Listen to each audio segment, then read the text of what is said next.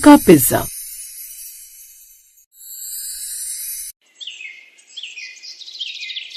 सुनिए जी, अच्छा हुआ जो आप जल्दी आ गए। निशा की तबीयत बहुत खराब है, हमें इसे डॉक्टर के पास ले जाना होगा। क्या निशा की तबीयत खराब है? हे भगवान, मैं क्या करूं? मेरे तो पापड़ भी नहीं बिक रहे। आज सिर्फ 200 रुपए की कमाई हुई है। क्या आज सिर्फ 200 रुपए की कमाई हुई है? घर में राशन भी खत्म होने वाला है। अभी आप इन 200 रुपए से पहले निशा की दवाई लेकर आओ। हमने जो घर में सब्जियों की खेती कर रखी है, मैंने सोच लिया है मैं उन्हें बाजार में बेचूंगी। वैसे भी हमारी पड़ोसन मुफ्त में वो सब्जियां हमसे ले लेती है और इतनी सब्जियां हम खा भी नहीं पाते हैं। तुम सही कह रही हो, मेरे अकेले काम करने से कुछ नहीं होगा। अच्छा तुम खाना बना लो, मैं निशा को दवाई दिलवा कर आता हूँ। इतना बोलकर विकास अपनी बेटी को लेकर डॉक्टर के पास जाता है, जहाँ डॉक्टर 100 रुपए की दवाई देते हैं। डरिए मत, निशा को कुछ नहीं हुआ है। बस मौसम बदलने की वजह से हल्का सा बुखार हो गया था। मैंने 2 दिन की दवाई दे दी है। तीनों टाइम अगर समय से दवाई लेगी तो 2 दिन में ही ठीक हो जाएगी। धन्यवाद डॉक्टर साहब। चलो निशा, अब घर चलते हैं। घर जाकर खाना खाकर दवाई भी तो खानी है। विकास निशा को लेकर घर के लिए निकल जाता है। तभी रास्ते में निशा की नजर ब्रेड पिज्जा वाले पर पड़ती है। पापा वो देखो, अब तो ठेले पर भी ब्रेड पिज्जा मिलने लगा है। तबीयत खराब होने की वजह से मुंह कड़वा कड़वा लग रहा है। सिर्फ 50 रुपए का पिज्जा है, दिला दो ना। मैंने कभी पिज्जा नहीं खाया, मेरा भी बड़ा दिल करता है पिज्जा खाने का। मेरे पास तो अब सिर्फ 100 रुपए बचे हैं। अगर 50 का मैं निशा को ब्रेड पिज्जा खिला दूंगा तो 50 रुपए से घर कैसे चलेगा? पर मेरी बेटी बीमार है, उसका कुछ चटपटा खाने का दिल कर रहा है। आखिर मैं ये पैसे अपनी बेटी के लिए ही तो कमाता हूँ। क्या हुआ पापा, प्लीज दिला दो ना, फिर मैं आपसे कुछ नहीं मांगूंगी। हाँ निशा, क्यों नहीं, चलो मैं तुम्हें आज ब्रेड पिज्जा खिलाता हूँ। इतना बोलकर विकास निशा के साथ पिज्जा के ठेले पर जाता है, जहाँ वो देखता है कि पिज्जा वाला एक ब्रेड पर पिज्जा सॉस मायोनीज लगाकर उस पर कुछ हरी बारीक कटी सब्जियां डालता है और थोड़ी सी चीज डालकर उसे दूसरे ब्रेड से ढक देता है और ओवन में उसे पकाने के लिए रख रहा है। ये पिज्जा बनाना तो कितना आसान है और हमारी हेल्थ के लिए अच्छा भी है, पर मेरे पास तो ऐसी कोई मशीन ही नहीं और न ही ब्रेड है। मैं तो साधारण पापड़ बेचने वाला हूँ। अगर मैं भी पिज्जा बेचता तो शायद मेरी दुकान पर भी ऐसे ही भीड़ होती। हाँ भैया, तुम बोलो कौन सा पिज्जा चाहिए? सभी पिज्जा के अलग रेट हैं।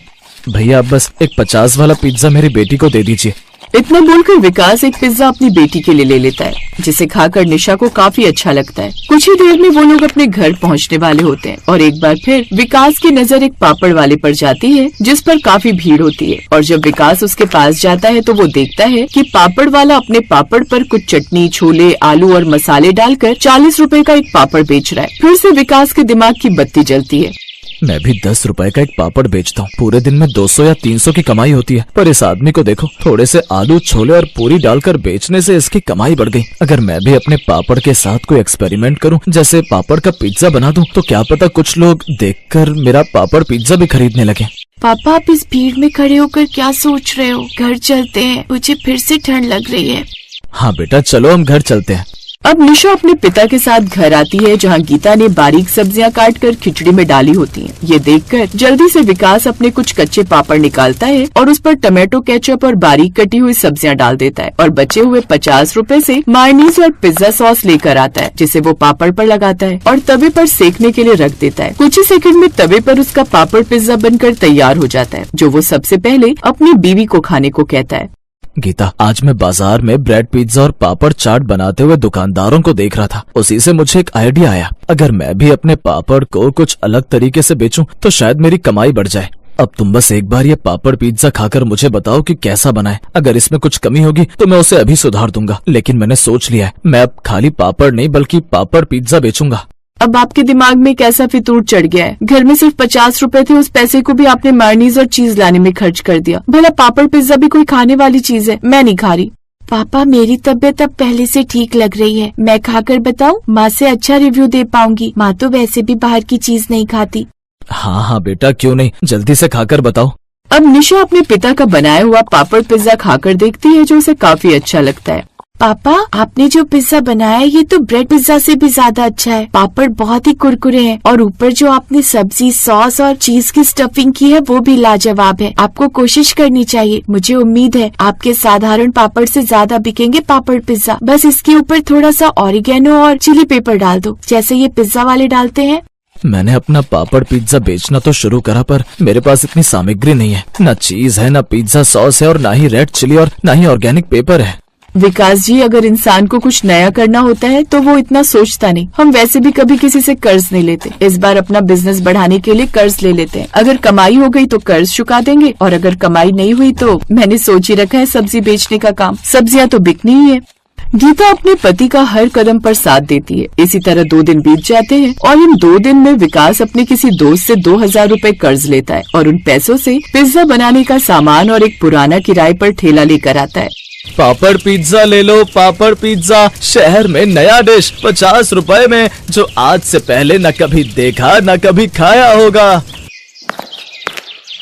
क्या भैया, तुम पापड़ पिज्जा बेच रहे हो? Cheese pizza, masala pizza, paneer pizza, bread pizza, mushroom pizza, momos pizza जैसी चीज तो सुनी भी है। पापड़ पिज्जा तो पहली बार सुन रही हूँ। आखिर तुमने इसे बनाया कैसे है? जरा एक पापड़ पिज्जा खिलाकर तो दिखाओ, मैं तो बड़ी एक्साइटेड हूँ। हाँ बहन, क्यों नहीं। अभी तुम्हारे लिए मैं गर्मा गर्म ताजा ताजा कुरकुरे पापड़ पिज्जा बनाता हूँ। इतना बोलकर विकास एक पापड़ निकालता है और उस पर पिज्जा सॉस, टमाटो सॉस और कुछ बारीक कटी हरी सब्जी, मायोनीज और चीजें डालकर उसे तवे पर ढककर सेकने के लिए छोड़ देता है, जिससे नीचे से पापड़ कुरकुरे और ऊपर से पिज्जा का बेस बन जाता है और वो अपना पिज्जा पापड़ अपनी पहली ग्राहक को देता है। अरे वाह, ये पापड़ पिज्जा तो सच में काफी लाजवाब बना है। इसके सामने तो सारे पिज्जा फेल है। मैंने कभी सोचा नहीं था जिस पापड़ को हम साधारण समझते हैं उसका भी हम पिज्जा बना सकते हैं। मेरे बच्चों को ये पिज्जा बहुत पसंद आएगा। भैया, आप 3 पापड़ पिज्जा पैक भी कर देना। मैडम, आपको मेरा पिज्जा इतना पसंद आया, आप प्लीज मेरे पापड़ पिज्जा का प्रचार करना और अगली बार खुद भी आना और अपने आस पड़ोस के लोगों को भी लाना। हाँ हाँ भैया, क्यों नहीं। इस तरह वो औरत पापड़ पिज्जा खाकर और कुछ पापड़ पिज्जा लेकर अपने घर जाती है और अपने आसपास के लोगों को पापड़ पिज्जा के बारे में बताती है। इसी तरह कुछ हफ्ते बीत जाते हैं और धीरे धीरे अब विकास के ठेले पर ग्राहकों की भीड़ लगने लगती है। अरे वाह अंकल, आपका पापड़ पिज्जा तो कमाल का है, मजा ही आ जाता है खाकर। अंकल, एक पापड़ पिज्जा मेरे लिए भी लगाना। ग्राहक ज्यादा होने की वजह से अब विकास ज्यादा समय तक पापड़ पिज्जा बेचता है। ऐसे ही एक दिन विकास रात के 10:30 बजे घर आता है, जहाँ गीता उससे कहती है, आज आपको आने में इतनी देरी हो गई? हाँ गीता, क्योंकि अब मेरा काम बढ़ गया है। लोगों को मेरा पापड़ पिज्जा काफी पसंद आ रहा है। मुझे तो लगता है आने वाले समय में मुझे बंदे रखने पड़ेंगे अपना पापड़ पिज्जा बनाकर बेचने के लिए। जहाँ मैं दिन के 200 से 300 रुपए कमाता था, अब मैं दिन के 1000-2000 रुपए कमाने लगा हूँ। ये देखो, आज की कमाई मेरी 1500 रुपए हुई है। इतना बोलकर विकास अपनी सारी जमा पूंजी अपनी बीवी को देता है और इस तरह धीरे धीरे विकास तरक्की करने लगता है और उनकी सारी परेशानी खत्म हो जाती है।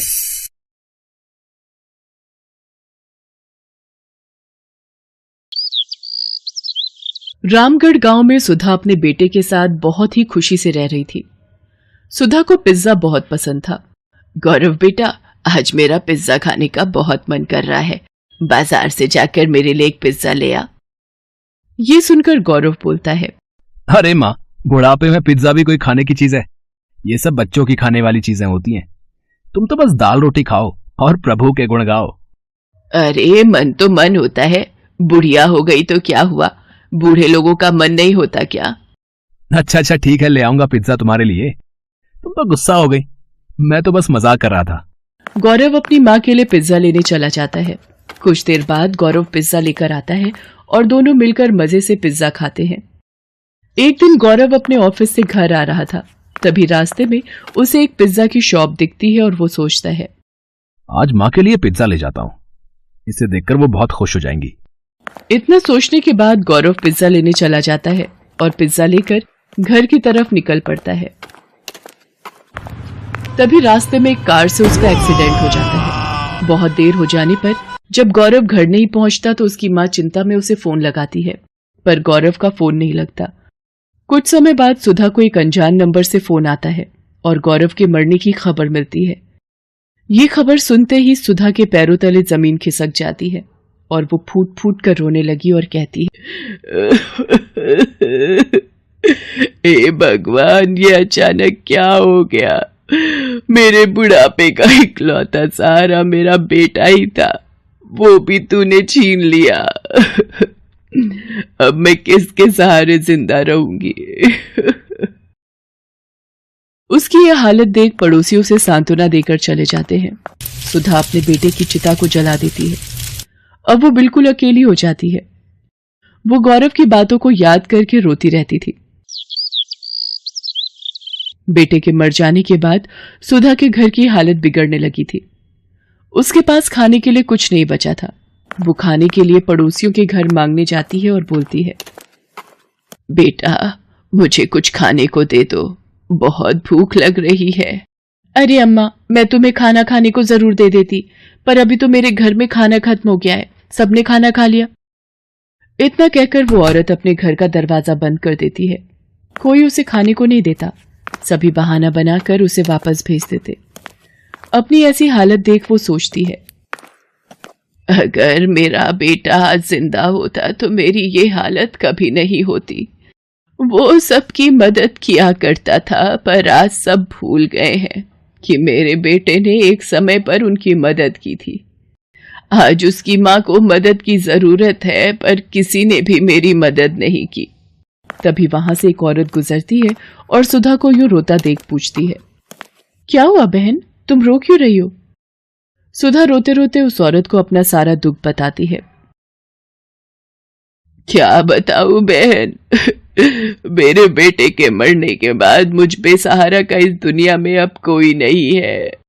अकेले मैं इस दुनिया में कैसे जीऊंगी?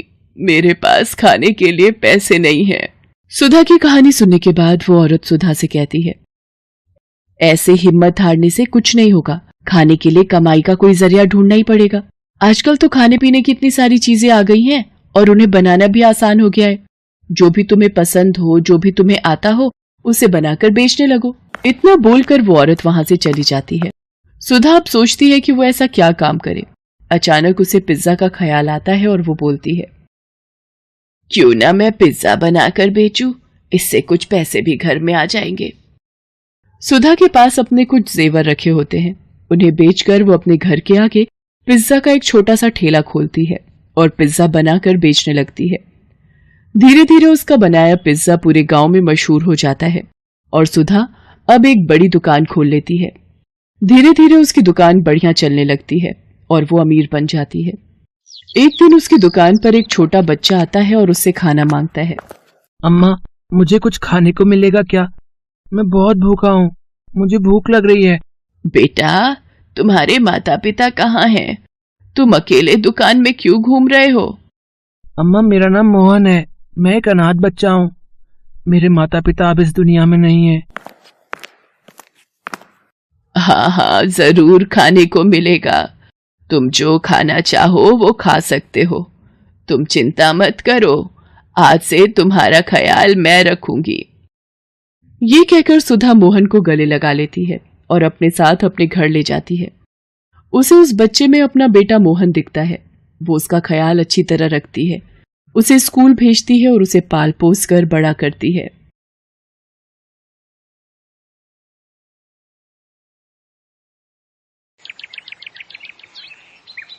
अरे अनुज जी, ये आप क्या उठा कर ले आए?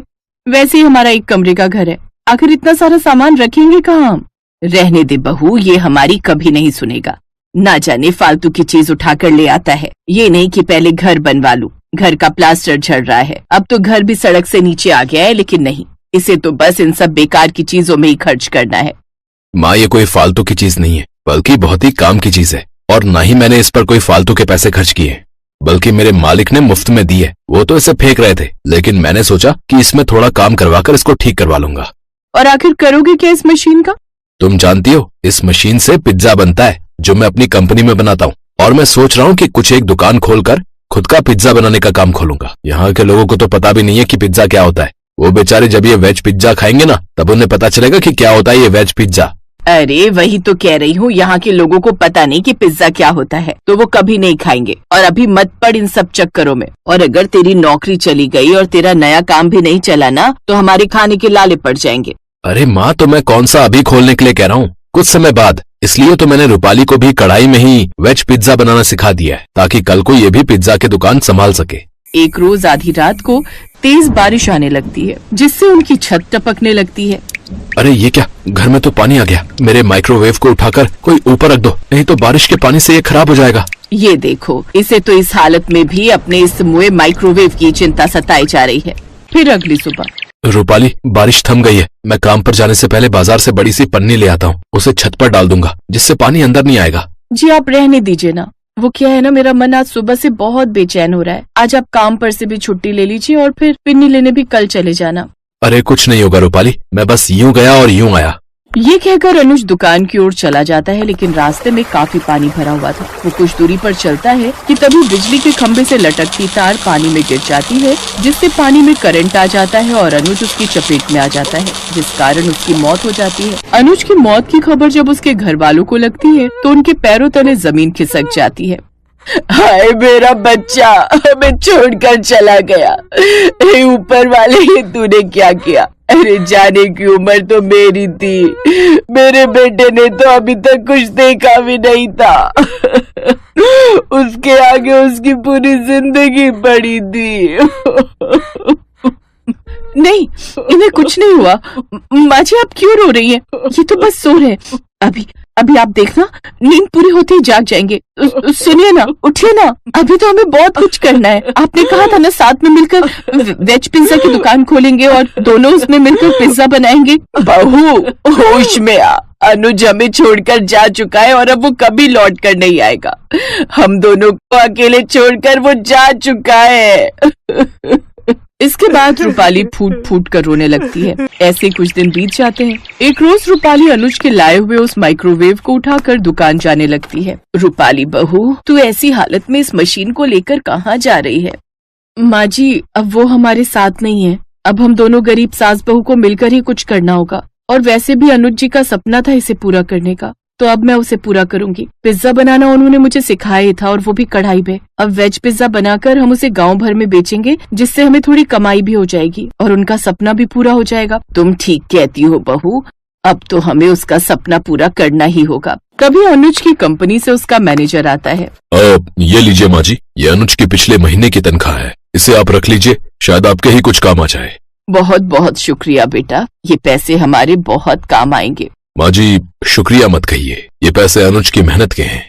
ये कहकर मैनेजर वहाँ से चला जाता है। फिर दोनों सास बहू माइक्रोवेव ठीक करवाने के लिए दुकान पर जाती हैं, लेकिन उन्हें पता चलता है कि वो तो पूरी तरह खराब है और ठीक नहीं हो पाएगा। ये सुनकर दोनों सास बहू परेशान हो जाती हैं, लेकिन रूपाली अपने पति के सपने को टूटते हुए नहीं देख सकती थी, इसलिए वो कढ़ाई पिज्जा बनाकर ही बेचने की सोचती है। इसके बाद दोनों सास बहू दुकान से पिज्जा बनाने का सामान लाती हैं। फिर दोनों सास बहू घर आकर कढ़ाई में वेज पिज्जा बनाकर तैयार कर लेती हैं और गाँव भर में बेचने चल पड़ती है। उनकी आवाज सुनकर एक औरत, क्या कहा? पिज्जा? ये पिज्जा क्या होता है? अरे बहुत ही मजेदार होता है ये पिज्जा, बबलू के पापा ने खिलाया था जब एक बार हम किसी काम से शहर गए थे। हाँ, लेकिन अब आप सबको पिज्जा खाने के लिए शहर जाने की जरूरत नहीं है। अब अपने गांव में ही आपको सस्ता और ताजी सब्जियों से भरपूर पिज्जा खाने को मिल जाएगा। वाह, फिर तो मजा ही आ जाएगा। वैसे रेट क्या है इसका? जी सिर्फ 50 रुपए।